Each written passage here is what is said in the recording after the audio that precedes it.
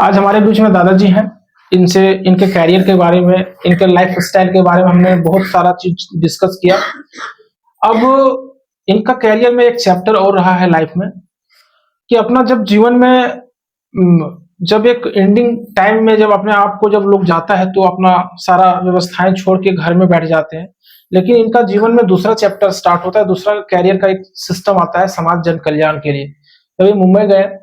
मुंबई जाने के बाद बहुत सारे क्षेत्रों पर अध्ययन करने के बाद अपना कैरियर में जब नौकरी से रिटायर्ड हुए, समाज में आके एक खास तरह का एक एम्पायर खड़ा किया, एक दीप जलाने का काम किया इन्होंने।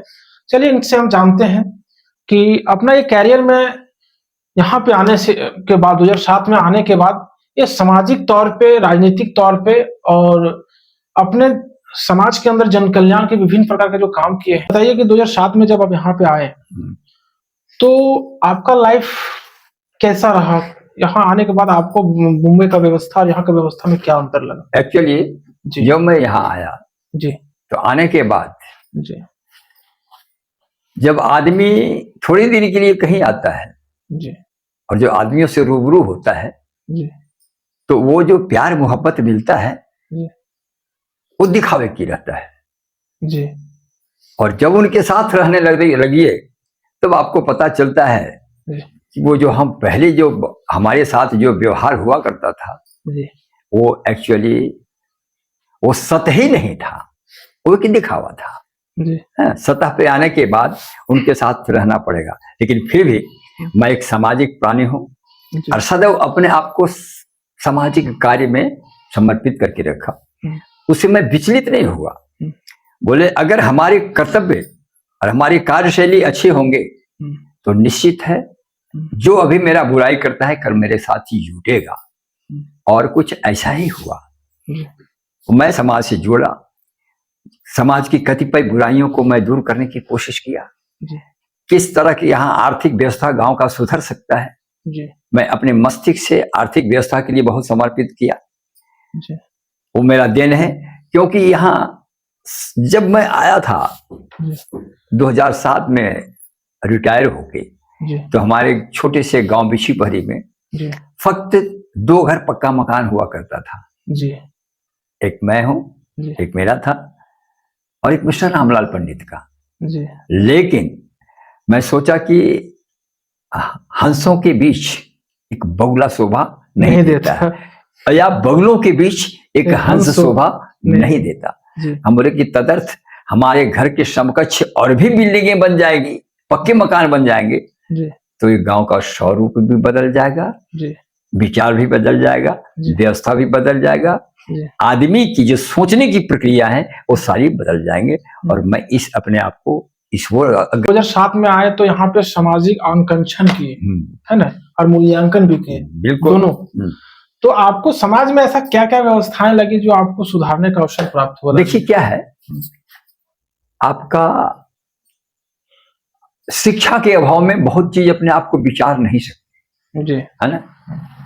तो मैं जब बॉम्बे में था जी तो मेरी दोस्ती लगभग सारे ब्राह्मणों से थी जी, और गायन क्षेत्र में रहने के चलते जी उन लोग से मैं बहुत अपने आप को एडजस्ट करके रखा जी।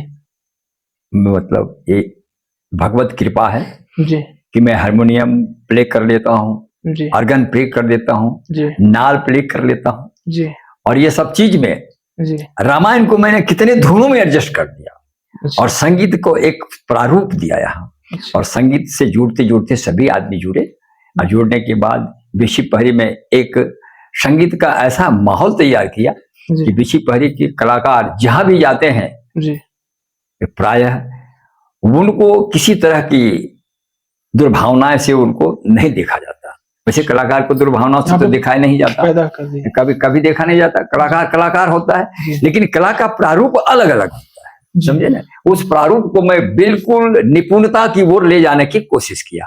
एक एक शब्द संकलन कैसे होगा, गाने में क्या होना चाहिए, कैसा उतार चढ़ाव होना चाहिए, और यही इसी को लेकर के मतलब सामाजिक व्यवस्था स्थापित करने के साथ साथ आपके माध्यम से कला और संस्कृति के भी क्षेत्र में भरपूर योगदान दिया। बिल्कुल योगदान दिया है ना, भरपूर योगदान दिए।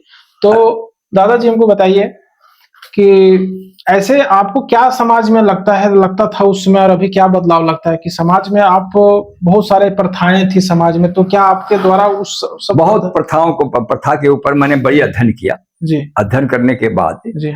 मुझे पता चला जी।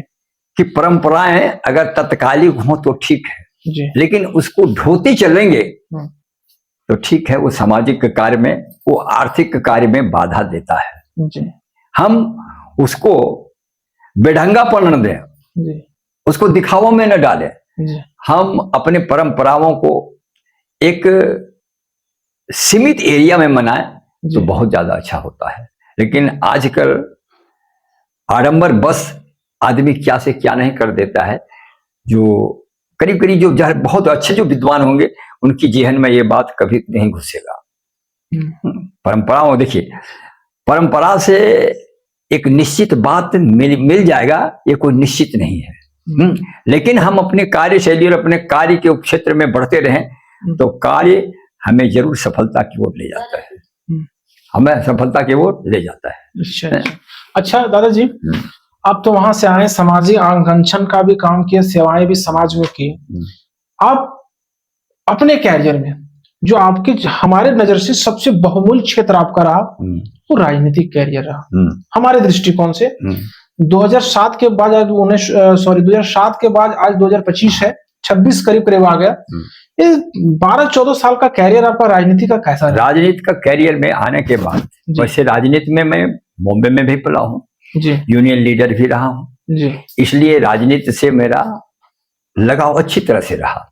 यहाँ आने के बाद मैं भारतीय जनता पार्टी के साथ जुटा और जुड़ने के बाद यहाँ की जो विधायक थी जी, डॉक्टर नीरा यादव जी, से मेरा विशेष लगाव था जी, और उनके साथ मैं अपने आप को बहुत समर्पित करके चला। पार्टी के प्रति भी मैं एकदम पूरा समर्पित भावना से काम किया। पार्टी वाले भी मुझे उस भावना से ही देखे जी, क्योंकि मैं कभी किसी को गलत सुझाव देता नहीं था। अगर किसी कार्यकर्ता में गलत भावना उत्पन्न होती थी तो मैं उन्हें प्रायः रोकता था। भाषा शैली के ऊपर भी मैं उन्हें अब जोर देता था कि इस तरह की भाषा हमारी राजनीतिक क्षेत्र में नहीं होना चाहिए। तो सारी भाषाओं को ऊपर भी मैं कंट्रोल किया और तदर्थ मुझे मेरी एक्टिविटीज को देख करके, मुझे व्यवहार कुशलता को देखकर, राजनीतिक समर्पण को देख करके विधायक प्रतिनिधि भी नियुक्त की। अच्छा, 5 साल मैं राजनीतिक विधायक प्रतिनिधि भी के रूप में काम किए। अच्छा अच्छा। और जहां तक मेरा ख्याल है, जब अपने आप को मानता हूं, क्योंकि मैं अपने आप को जो स्टडी किया हूं वो बताऊंगा, लेकिन मेरे बारे में दूसरा कोई जो स्टडी किया है तो उनका अपनी भावना होगी, अपनी भावना होगी। जैसे अभी के लोग है, लोगों ने बोलता है आज की दुनिया क्या क्या न किया मुझ पर, सिफत की एक न सिकन छोड़ा मुझ पर जी, एक भी सिकन न छोड़ा मुझ पर जी, भूख से चकरा कर गिर पड़ा लोग, जो आदमी रोड पर, लोगों ने कह दिया आया शराब पीकर।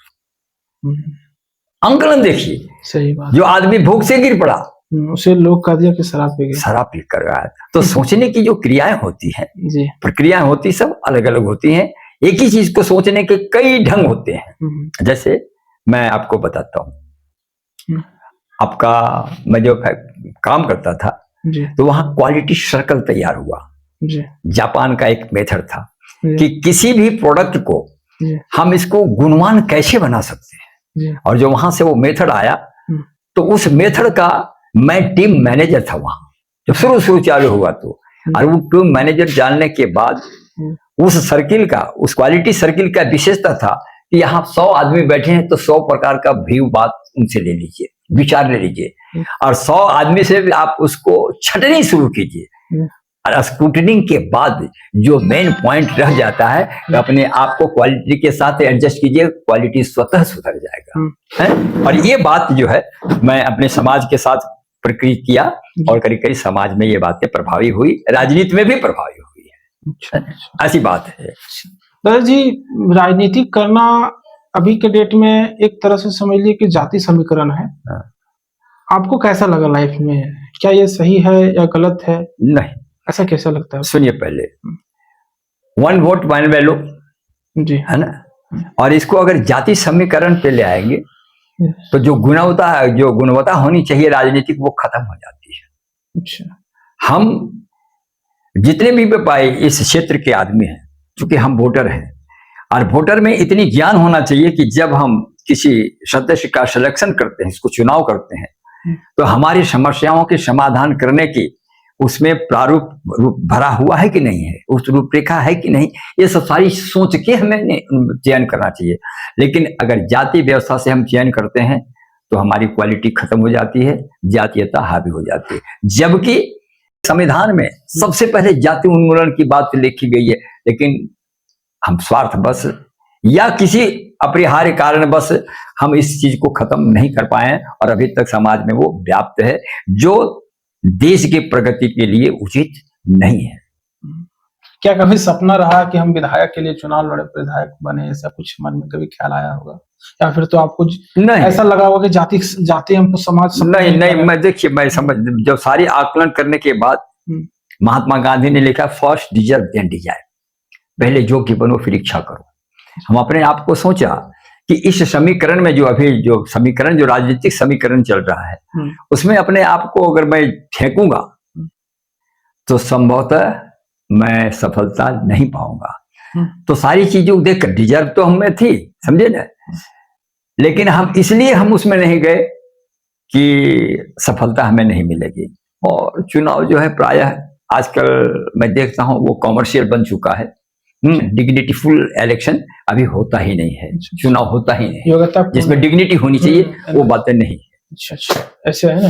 तो मतलब आपका मन में था कि चलो भाई मेरे अंदर उस तरह का योग्यता नहीं है, तो हम क्यों ट्राई करें। योग्यता है, लेकिन माहौल जो है, अच्छा, माहौल जिस तरह का है मेरे सपोर्ट में नहीं आएगा। अच्छा, छोटा कोई पंचायती राज चुनाव वगैरह हो, या फिर तो पंचायती राज का जो भी चुनाव होता है, जैसे जिला परिषद हो गया, मुखिया हो गया, या फिर इन प्रकार के चुनाव, इतने टैलेंटेड हैं आप, तो इसके विषय में कभी सोचे? देखिए, सबसे बड़ी बात है उसमें उसका एक उम्र भी होता है।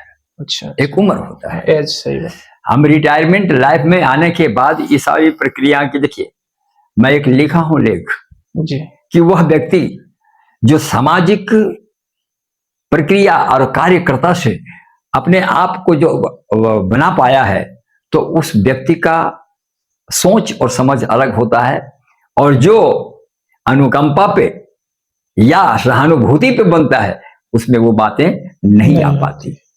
इसलिए मैं समाज से यहां तो जुड़ा, समझ गए ना, कोशिश करता तो संभवतः मैं जीत भी सकता था, लेकिन मैं बोला कि अभी मैं तो एक रिटायर्ड लाइफ का आदमी हूँ, हमें बहुत ज्यादा हमारी आकांक्षाएं उतनी बड़ी नहीं है, बस दूसरे आदमी बस आपके मन में चीज मतलब चला कि भाई हमको समाज के अंदर बदलाव करना है, हमको लोगों का सेवा करना है, मदद करना है, बस ज्ञान से और अपना विचार से, चेतना से और आर्थिक सहयोग करना है। तो आपका तो प्रमुख रूप से एक फैसला का कार्यक्रम बहुत ज्यादा चलता है, समाज के अंदर फैसला बहुत ज्यादा करते हैं। नहीं, पंचायत में मैं जाता हूँ, लेकिन पंचायत में जाता हूँ तो मैं कभी अपने आप को जिसके तरफ से जाता हूँ उसे भी कह देता हूँ, मैं आपके तरफ से पंचायत करने आया हूँ, तो मैं पंच तो हूँ, लेकिन पंच हूँ हकीकत का। अगर कोई चाहेगा कि हमसे कुछ नाजायज करवा ले तो संभव नहीं है। इसलिए जहां भी जाता हूँ लोग मेरी इज्जत करते हैं, मेरी व्याख्यान को सुनते हैं, करने के बाद हमसे उपदेश की अपेक्षा रखते हैं। अंत में मैं कभी कई एक जगह पे उपदेशों से भी सारगर्भित किया हूँ पंचायत को। ये मेरी खास बात रही है।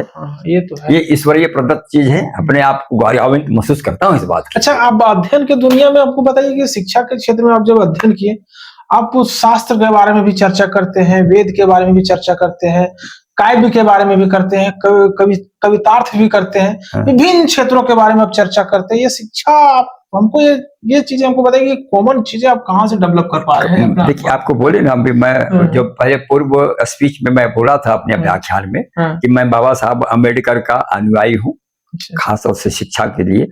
तो इसलिए देखिए, जब तक किसी चीज का आप अध्ययन नहीं कर पाएंगे तब तक उसके बारे में आपको समझ में नहीं आएगा, वो गलत है कि सही है, आप उसका अध्ययन करना ही पड़ेगा। महात्मा गांधी ने कहा है कि first you touch the work, work will tell how to solve it. पहले आप काम को स्पर्श कीजिए, स्पर्श काम को करना शुरू कीजिए, तो काम आपको खुद ही बताएगा कि वो आगे काम कैसा, होगा, कैसे और कहाँ किस तरह से समाधान हो होगा। लेकिन पहले आप काम को करना शुरू कीजिएगा शुरुआत तब ना। तो इसी बात से, इसी सब चीज लेकर के हम अध्ययन शुरू किया, हर क्षेत्र का अध्ययन हमारा ये। अब अच्छा, केवल एक ही बात नहीं कि हम अपने, मैं उर्दू में भी उतना ही लगाव रखता हूँ, इंग्लिश में ही उतना ही लगाव रखता हूँ। अच्छा। मुझे साहित्य से बहुत प्रेम है। अच्छा, बहुत ज्यादा है। हाँ, बहुत बहुत ज्यादा। ज्यादा। जो बताइए, अपना कैरियर में एक ऐसा कुछ बदलाव किए हों जो आपको लाइफ टाइम में एक यूनिक टाइप का लगता हो, ऐसा वगैरह कुछ थोड़ा सा बताइए। नहीं, लाइफ टाइम में जो मैं सर्विस में था, जो सर्विस में था, जी तो इतने सुझाव दिए हैं, जी मतलब क्वालिटी को सुधारने के लिए, जी क्वालिटी को सुधारने के लिए। जी। मैं रिटायर होके लगभग समझ लीजिए 2007 में रिटायर हुआ, तो 18 साल हो गए। मैं कभी कभी अपने फैक्ट्री में घूमने के लिए जाता हूँ, तो देखता हूँ कि मेरे नाम से जो बोर्ड सुझाव के लिए लगे हुए हैं, वो सब बोर्ड नीचे उतार दिए गए हैं कि लगे हुए हैं। अच्छा, नहीं, अभी पाता हूँ, अभी पाता हूँ, क्योंकि वो सब जो मैं सुझाव दिया हूँ क्वालिटी को सुधारने के लिए, मेथड को सुधारने के लिए, अभी हमारे बोर्ड, इससे मुझे एक गर्व महसूस होता है कि मैं अपनी जिंदगी में क्या किया, और उसी सब लेकर के मैं अब समाज को भी बहुत कुछ देने की कोशिश किया। अब समाज के ऊपर निर्भर करता है जी, क्या ले और क्या नहीं ले, है ना। क्योंकि प्रेम सागर में लिखा हुआ है कि सार और निसार दोनों प्राकृतिक चीज है, अच्छा, दोनों ईश्वर की बनाई हुई चीज है। अब आपके ऊपर निर्भर करता है कि आप किसे ग्रहण करें और किसे छोड़ दें, ये तो आपके ऊपर निर्भर। चलिए, हम एक सवाल और पूछेंगे आपको। राजनीतिक क्षेत्र से अगर बातें, सामाजिक क्षेत्र से बात कर रहे थे, क्या लगता है जयराम महतो के बारे में थोड़ा सा अपना विचार दीजिए आप। जयराम महतो अपने आप में एक समर्पित राजनेता है। जी, उस तरह से युवाओं का एक प्रेरणा स्रोत है। क्योंकि आप देखे होंगे, आप पहले, मैं जहां तक मुझे पता है, जो फिल्मी दुनिया जो बन रहा था, तो पुराने जो तरह के जो हुआ करते थे सामाजिक बातें से, वो बात को देखते देखते देखते देखते फिल्में फ्लॉप होने लगी। और अमिताभ बच्चन उसमें जो प्रवेश किया, क्योंकि मुझे याद है कि एक गोपी पिक्चर में दिलीप कुमार ने एक मारधाड़ की ओर अपने आप को ले गया, और वो पिक्चर इतनी चली जिसका कुछ हिसाब ही नहीं है। और उसके बाद वहां जो है सो आपका ये जितनी भी पिक्चर में है, उठा पटक मारा मारी चलने के लिए, और ऐसी पिक्चरों को वो लोग ज्यादा लाइक करने लगे। और जयराम महतो अभी जो है, अभी जो युवाओं के लिए एक संकल्पित व्यक्ति है। राजनीति में देखिए, ईमानदार तो है, जिस तरह के उनसे मेरा मिलना हुआ नहीं, लेकिन जिस तरह के व्याख्यान देता है, तो और जिस तरह से एक्टिविटीज है उसका देख करके तो अच्छा लगता है, बहुत अच्छा लगता है कि राजनीति ऐसे ही होना चाहिए। और ये सब चीजें जो स्वच्छ राजनीति के ऊपर बढ़ेगा, वही उस तरह का कदर कर पाएगा, बाकी हर आदमी कदर नहीं करेगा। लेकिन जनता की आकांक्षाएं को अगर पूर्ति होती है, तो हर जनता चाहे न का चाहता हो तब भी उनके ऊपर कुछ झोंकेगा, ये निश्चित बात है। अच्छा, अभी जेएमएम का सरकार है। सरकार है राज्य में, जेएमएम और कांग्रेस का। क्या लगता है आपको, समाज में बदलाव हो रहा है या समस्याएं बनी रहती रहेगी? देखिए, कहावत है, nobody is at home in every side. हर आदमी अपने तरफ हर चीज में निपुण नहीं होता है ना। अब आपको नहीं बोले, अभी की सोचने की प्रतिज्ञा, चरण धरत सुमिरन करत चितवत चारू ओर, सवर्णा को सब देखत साधु व्याभिचारी चोर। एक ही चीज को देखने की कितनी कितनी प्रक्रिया होती है। किसी को हमेशा राजनीति, जैसे हमको राजनीतिक उथल पुथल में किसी को इनकी जो आपका राजनीतिक शैली है, किसी को अच्छा भी लगता होगा, किसी को बुरा भी लगता होगा, लेकिन ले दे करके वो कुछ अच्छा ही कर रहे हैं, बुरा नहीं कर रहे हैं। सबकी हर की आकांक्षाएं और एक समय और सीमित पीरियड में पूरा हो जाए, ये कोई निश्चित, चाहे कोई भी हो, मतलब हर व्यक्ति का इच्छा पूरा कर पाना समाज में। देखिए, time and tide wait for no man. समय और ज्वार भाटा किसी का प्रतीक्षा नहीं करता है, हमें समय को पकड़ना पड़ता है। और समय, time will come when everything will be solved. समय जब आएगा तो हर चीज अपने आप स्वतः समय हो जाएगा। लेकिन उसके लिए समर्पण भी होना चाहिए, आदमी को सोचना चाहिए कि क्या सही और क्या गलत रहे, ये भी सोचना बहुत। हेमंत सरकार का एक प्रमुख रूप से एक योजना है, सामाजिक योजना है, मैया सम्मान योजना। क्या आपको लगता है समाज में बदलाव हो रहा है कि लोगों को विकलांग बनाया जा रहा नहीं, ये केवल हेमंत सोरेन को ही क्यों हम बदनाम करें। जी। अब ये राजनीति जो देखिए ये हमारी कमजोरी को पकड़ के राजनीति वाले अपने आप को स्थापित करते हैं। जी। हम अभी लॉन्ग टर्म में कोई नहीं जाता, लॉन्ग टर्म में कोई नहीं जाता, सब शॉर्ट टर्म में जाता। अपनी सामने पैर के नीचे क्या प्रॉफिट हो रहा है इसी को देखते हैं लोग, समझे।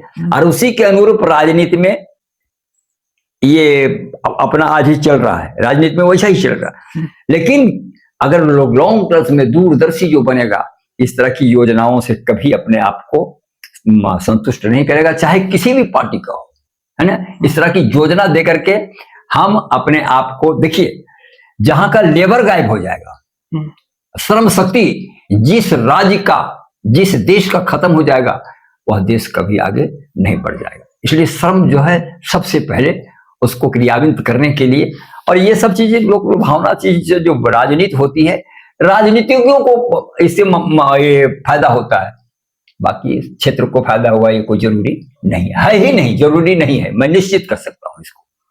मतलब आपके दृष्टिकोण से मतलब किसी भी तरह का ये फ्री कॉस्ट वाला राजनीतिक नहीं होना चाहिए, नहीं होना चाहिए। इस तरह का राजनीतिक से मतलब समझ लीजिए कि समाज के अंदर, देश के अंदर आर्थिक व्यवस्था का जो एक स्लैब बनता है वो टूटता है। लेकिन लोगों का उत्पाद जब लेबर काम नहीं करेगा तो उत्पाद घटेगा, ठीक है, डिपेंडेंसी टाइप का बन जाता है, लोग जहाँ आश्रित भाव का बन जाता है। जहाँ देखिए, जहाँ का उत्पादन शक्ति जहाँ खत्म हुआ जी, देश अपने आप पिछड़ जाएगा।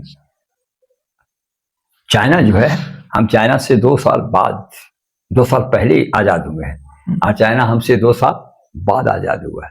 लेकिन उसने क्या किया है, वहां अपना स्मॉल स्केल इंडस्ट्री को इतना डेवलप किया कि आज सारे विश्व में जो है उसका डंका बज रहा है, खासतौर से इलेक्ट्रॉनिक साइड। मीडियम आपके दृष्टिकोण से अगर देखा जाए तो वर्ल्ड में नंबर 1 कगार आपको मैं बताता हूँ, जब बिहार हम बिहार में थे और देश आजाद हुआ, तो मायका के चलते बिहार में स्मॉल स्केल इंडस्ट्री जितने थे, और खासतौर से झुमरी, तिलैया, डोमचांच और गिरिडीह में, कि पूरे वर्ल्ड में, पूरे भारत में जो है इसका नाम था कि बिहार में स्मॉल स्केल इंडस्ट्रीज बहुत है।